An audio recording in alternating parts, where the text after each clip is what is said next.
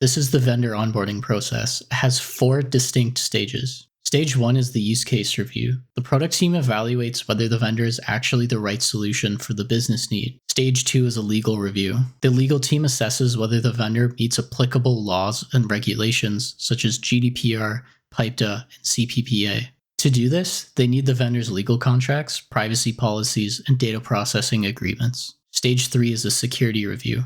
The security team evaluates the vendor's controls against frameworks like SOC 2, NIST, and PCI DSS. This depends on the vendor's audit records and providing complete security documentation. Stage 4 is a financial review. The finance team assesses the viability of the business. They analyze the vendor's financial records and balance sheets. Each stage is a gate. A rejection at any point means a vendor is not onboarded.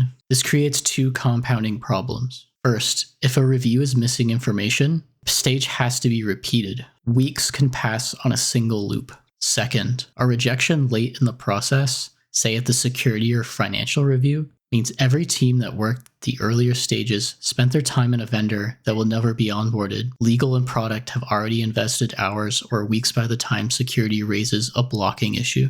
I've developed a full-stack application to guide analysts through this workflow. I've implemented retrieval augmented generation to allow LLMs to analyze large knowledge bases of context and vendor documentation to generate analyses. Here we'll see we have 3 vendors in our approval queue. Let's take a look at the first one. The use case form takes a description of the vendor. It also classifies the data that the vendor's product will be interacting with.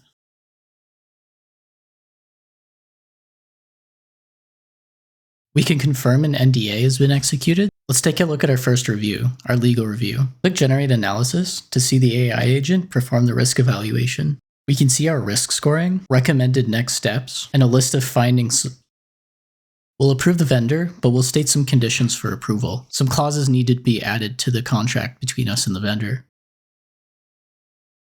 Let's use the AI agent to generate a security review.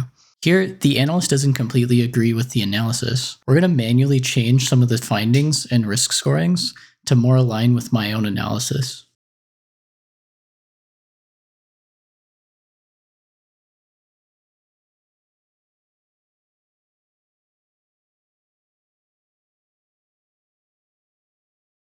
Maybe we still want to use a human to perform the analysis. An existing workflow works perfectly fine. We're going to input our risk scoring, and we're just going to mention a JIRA ticket where this risk analysis has already been completed. Now we're at the onboarding decision page, where we can review a summary of all the previous steps. Once we're satisfied, we can click Onboard Vendor to complete the process.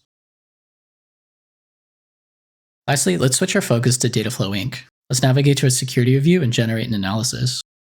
After assessing our analysis, we decide to reject the vendor. We provide a rationale and confirm the rejection.